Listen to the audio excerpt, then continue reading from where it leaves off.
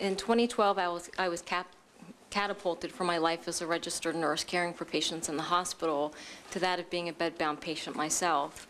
My initial symptoms that brought me to my primary care physician's office for evaluation were fatigue, abdominal pain, chest pain, and heart palpitations. I had requested at that time that I be tested for Lyme disease because my symptoms sounded similar to a friend of mine with Lyme.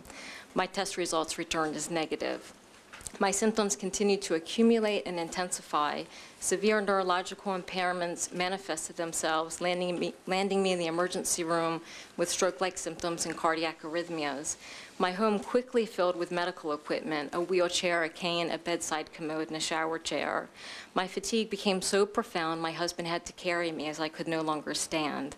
My mind became like that of an Alzheimer's patient. My short and long-term memory were greatly impaired.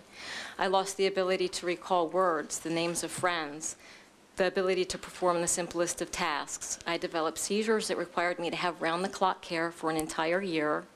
My mom was forced into early retirement to care for me while my husband was at work. I developed a transient whole-body paralysis that robbed me of my ability to communicate. I helplessly watched myself deteriorate into just a shadow of the person I once knew myself to be.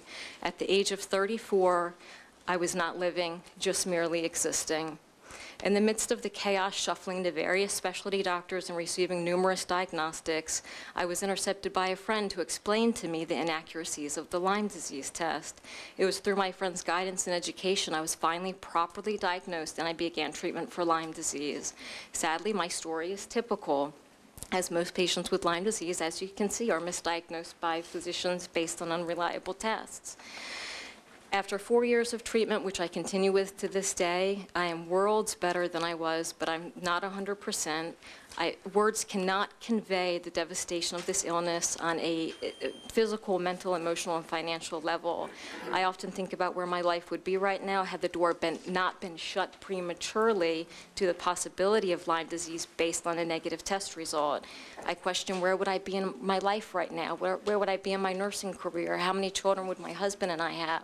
What type of home would we own? At times, I am taken over with grief and bitterness for all my family has endured and sacrificed, but contrary to those feelings, I do have immense gratitude that I was finally properly diagnosed. Had I not been properly diagnosed and treated, I would not be sitting here before you today. I would be dead.